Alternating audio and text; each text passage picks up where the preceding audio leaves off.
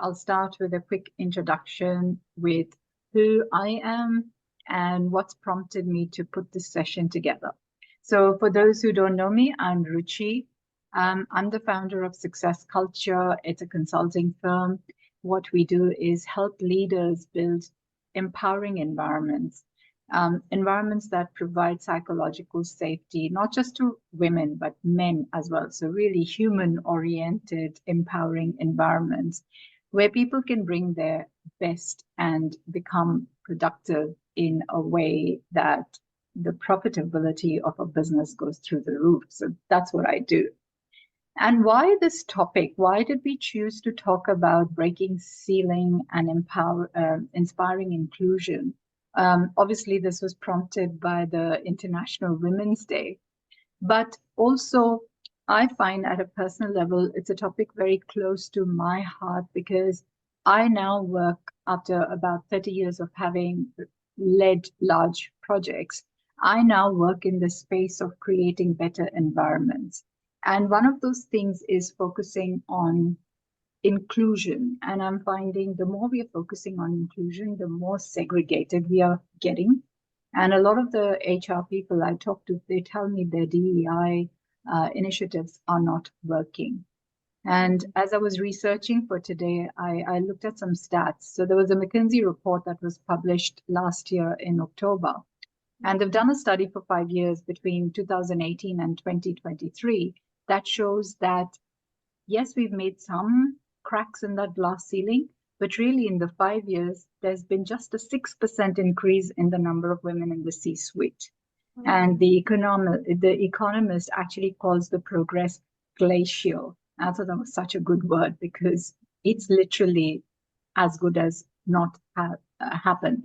So what is it that we can do? What can we learn from each other? I guess that's what's prompted this session today. And that's why this topic's really important to me. But with that, Juhi, handing over to you, please introduce yourself and tell us more. Thanks, Ruchi. Thank you so much. Thank you for initiating this and bringing all of us together. It did require a leadership such as yours to bring us together. So I'm Juhi and I'm an independent communication consultant. What I do is I enable people and organizations to communicate more effectively. I think that's the word, because I feel everyone's communicating all the time, but it's just to be more aware and to be more authentic. I think that's where that's a space I take. And why inclusion is so important to me, Ruchi. And it's, just one day when we talk about it on Women's Day, but otherwise how we look at inclusion every day of our work life, personal, professional, wherever we are. I think for me, the only way forward is inclusion. For me, people are key. So be it professional, personal, just genuinely caring for people, giving them that space for open dialogue, showing empathy, not being fake. I think that's the only way to go forward. And that's why I feel that workspaces need to not only speak about inclusion one day a week or write it now on their walls and their business reports and annual reports, but really live it in their day-to-day culture. Because I feel when inclusion becomes part of your day-to-day work, that's when you really make an impact. And that's when you can genuinely assess where are not only women, but even differently abled people, how are we sort of embracing them in our work life? So I think that's where I'm working on through communication, leading to more inclusive cultures. And that's really a good point, right? Because that's why I talk a lot about psychological safety. You know, we have to have those environments where people feel comfortable to bring their best and themselves. Because that then gives us that platform for that inclusiveness. And like you said, it's not just about men and women. It's really diversity of thought. That's why inclusion is such an important thing. Carissa, over to you. Tell us more about you and the importance of this topic for you. Thanks, Richie. So for me, I've been a part of the project delivery world for probably about 15 years now. Delivered multi-million-dollar programs throughout my career, and through that particular project or program skill set, part of my skills has been to obviously manage money. So from that aspect, it's also it's kind of formed more into my personal life as well. So from a financial aspect, I'm finding that more and more women specifically are not so confident when it comes to managing money. And I even have friends locally just say to me, how do you do it? How do you do this? How do you do that? So I'm finding that for things that come naturally to me, it's not natural for everybody else. So I think for me, it's just about sharing my skill set with other men and women out there, because I guess I've been in a very privileged position to be able to do that through work and through my own private enterprises as well. So yeah, that's pretty much why I'm interested to be here tonight. So yeah, thanks very much for the invite too. And it is, again, it's about that independence, right? A lot of women. Correct. Not just women, a lot of people continue to live in the pain that they live in because they don't know how to get out of it. Correct. And financial capability or roadblocks are quite a key aspect. So at a personal level, I'm actually quite excited that, Carissa, that's your forward plan to bring those programs of financial literacy at a practical level to the women folks specifically.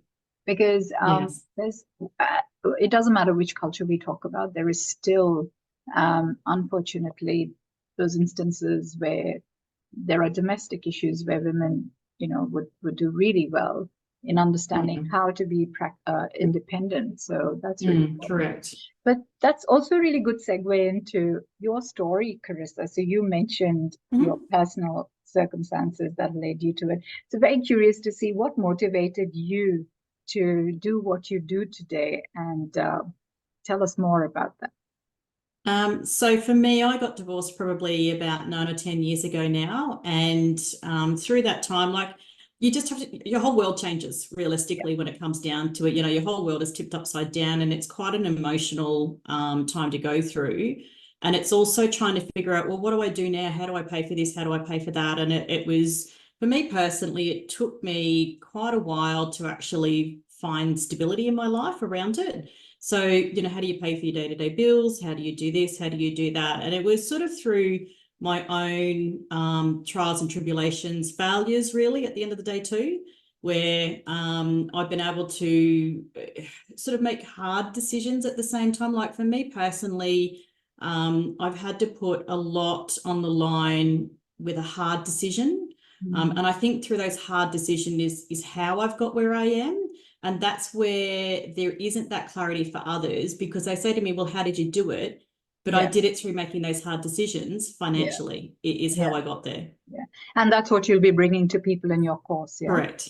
Yes. Awesome. That is good. And that's there's a reason I chose that question as one of the questions for the panel, because what we don't realize is that a lot of who we are today is the sum part of our experiences. And when we can dig deeper to get those experiences out, there's so much value that each of us has to give to other people. So thank you for that. Juhi, tell us more about your story. What motivates you? Okay, Ruchi. So I think what I'm doing and why I'm enabling people to share more and communicate more, I think I come from the space of storytelling. I think I believe that each one of us has a unique story to share. Each one of us has unique journeys, like Carissa just said. We have our own unique journeys. And the minute we sort of embrace our failures, our lessons, our successes, the minute we embrace us as we are, absolutely, then I feel we are more equipped to embrace the rest. Because if you're sort of always in denial, or not even stopping to reflect, not even denial, just stopping to reflect on where we are at today and why, then then you're always in such a rush that you're not even willing to give that space to someone else. Yes. So I think I have chosen the space of storytelling because I believe everyone has a beautiful story to share. Everyone has reached where they've reached because of the experiences they've had. Then I also want to point out how important it is, Ruchi, to express yourself. Yes. Yes. It doesn't have to be aggressive. It doesn't have to be loud. It doesn't have to be in your face, but it just has to be who you are, and and whatever you want to share in whichever manner you want to share it. No one Yeah. is sitting here to judge, to assess. And no one should have that right or that space to judge or assess you. It's you who's sharing your journey. Yeah. And lastly, why I agreed to do this with you, Inspiring Inclusion, is because I feel we need to start celebrating each other. We do. We so do. Yes. The Right. differences. Yeah. Forget being similar. As similar is so easy to celebrate. You automatically get into a little cult, into a little group. Yeah. But it's when we actually recognize how different we all are in a way from each other. And I like to quote that anecdote from a story on cherry, peach, plum, and damsel. How every fruit is so different, and yet it brings something so unique to our table, to our taste, to our life, Yeah. and I just feel that's us. We Yeah. all are so different. I mean, so Ruchi and me have known each other for a couple of years. We've never met, but she's family. And and that's just the space and respect that we need to start showing people in order to actually make that inclusion a reality. That is amazing, right? Because what I find fascinating in today's world is we're talking about inclusion, right? And Yeah. as I mentioned earlier, the more we talk about inclusion, the more we are segregating ourselves. Yeah. So it's about the male, the female. Then now it's about the white female and the female of color. Then it becomes, I was talking to somebody, she said, oh, I got bullied because I had ginger colored hair. So now where do you end the world? You really end it at that point. As you said rightly, Juhi, we're all different. Yeah. Let's celebrate our differences, because when you look at it at the human level, we're all different. And I run an Impactful Leaders course, as Carissa knows. And one of the things I say there is look at yourselves, look at your siblings. Nobody has even a sibling who's the same as them. So where do you start drawing the line? And really, we need to look at each other as human beings and celebrate that difference. And you also talked about looking at our own strengths. And this is something I firmly believe in, that we shy away from acknowledging our strengths because we've been taught, as doesn't matter again which culture, we've been taught, don't blow your own trumpet. But really acknowledging your strengths with humility is not blowing your own trumpet. It is just acknowledging who you are, the strengths you have, so you can share that with other people. And that brings me to my story and what got me into what I do. I grew up in India with very strong women role models. And culturally, I was always taught that the female is at the top of the pyramid. Even from a mythology perspective, Shakti, Durga, is got the highest strength and ability. So any which way I look, and my parents had 3 daughters. So I was never taught to be the lesser of the two. I was taught to be a human. And then when I started work, I was quite shocked that I was actually a minority, because not only the men, but even the women thought they did not own the space. So women were very happy to get their boyfriend, get married and that, and men just assumed that that's what women do. So I was, constantly fighting the battle. And then in Australia, the other battle would have been, not only am I a female, I'm a woman of color. But somehow, because of my upbringing, I never realized these should have been my shortcomings. So I approached everyone the same. I was competing in my head with the same human beings, no matter what they were. And one of the biggest compliments I get is, we forget that you have an ethnic background, and we forget that you're a female. And to me, that's the highest compliment. And that's Absolutely.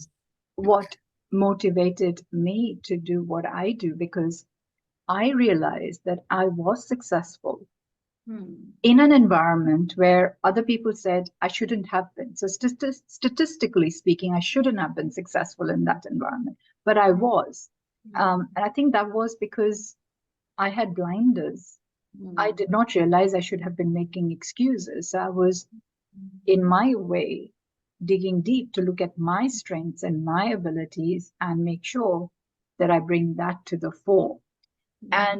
And using that, I was able to work in really difficult circumstances, lead teams in very difficult circumstances, and create those psychologically safe environments where, you know, we double, tripled the productivity. So it was amazing. I said, so about a few years ago, I did my training in NLP and decided to make that my new career, you know, empowering other environments. And I love what I do today. So You've got a very unique skill set though too, Ruchi. From that background, it's actually given you a very unique skill set at the same time, because there's not many out there that have a very similar skill set to you. Yeah, and I'm grateful for that. And thank you for saying that, Carissa. That was very kind.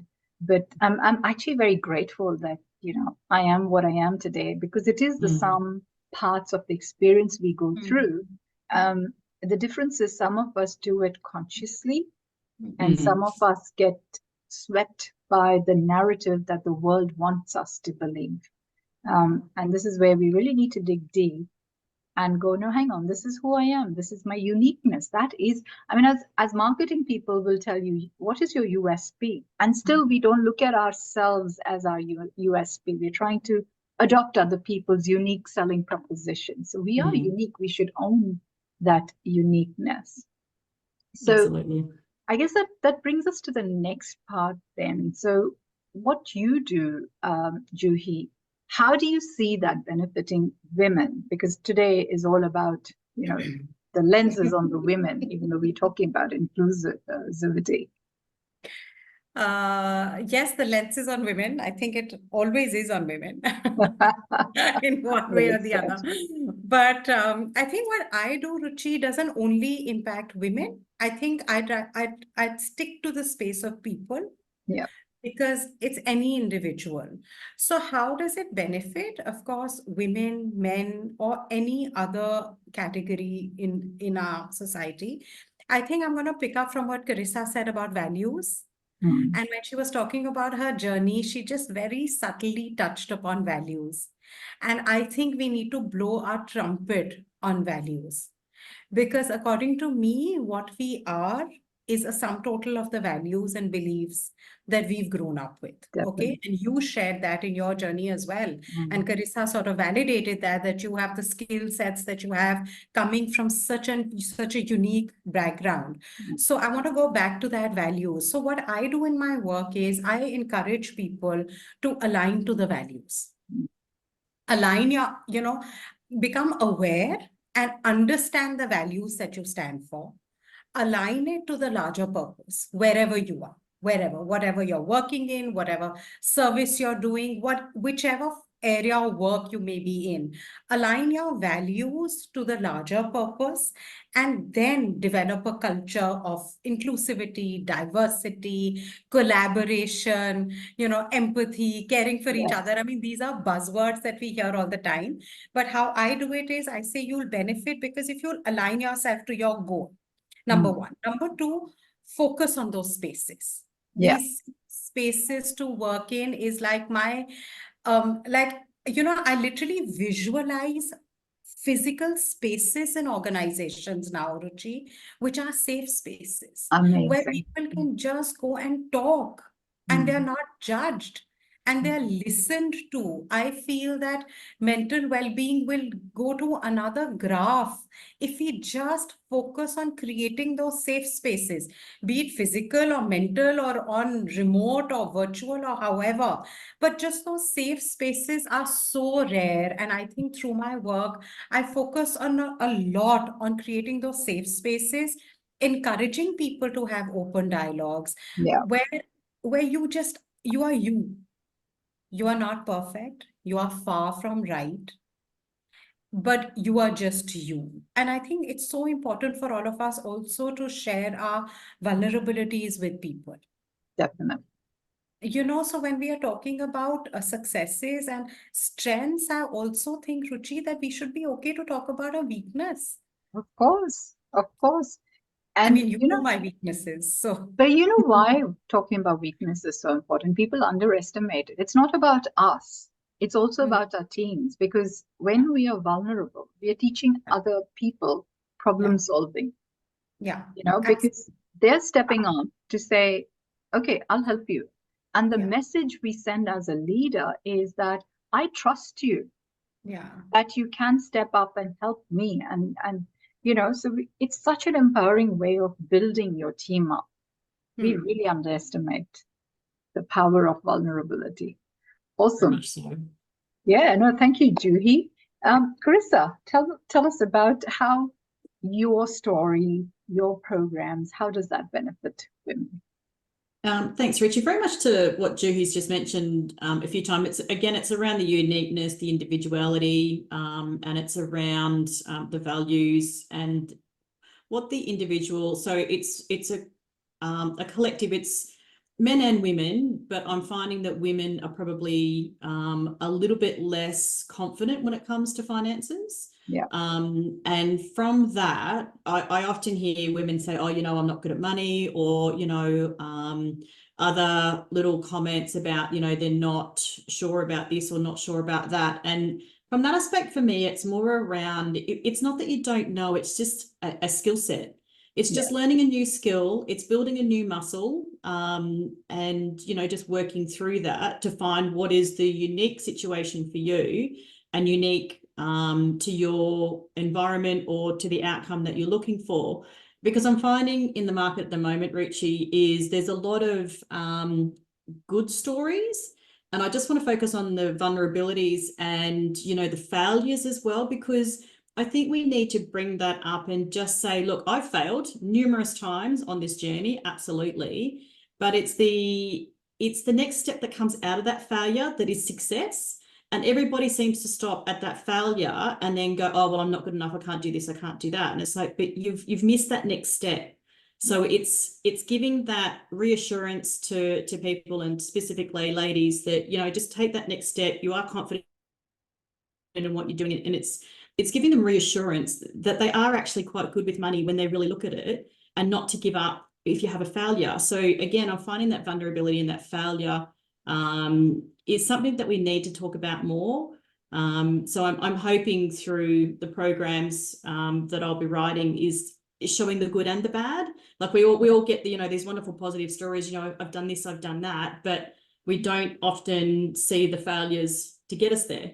Yeah. So it's, And Carissa, you're in the project world. I come from the project management background.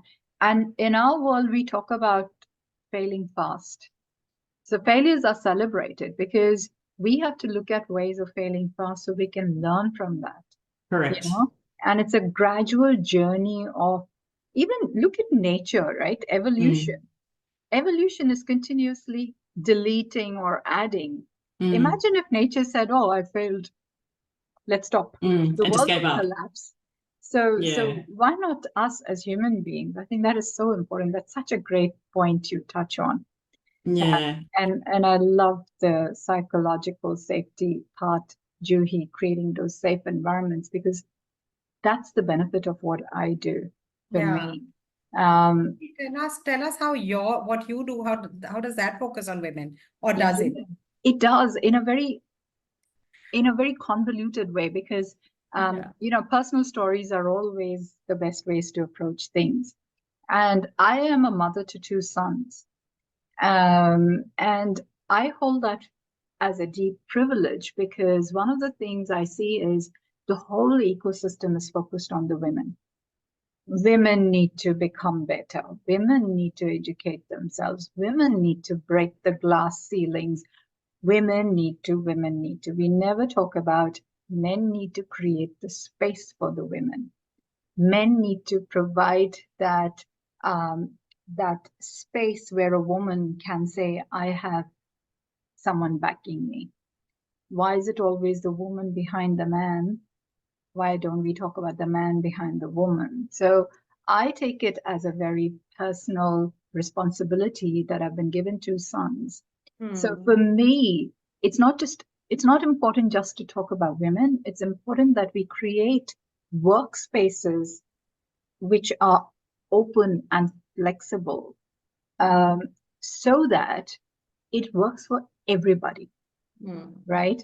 And I don't believe we should have specific spaces for safe talk. I think the whole environment should be built in a way that we can have constructive conversations.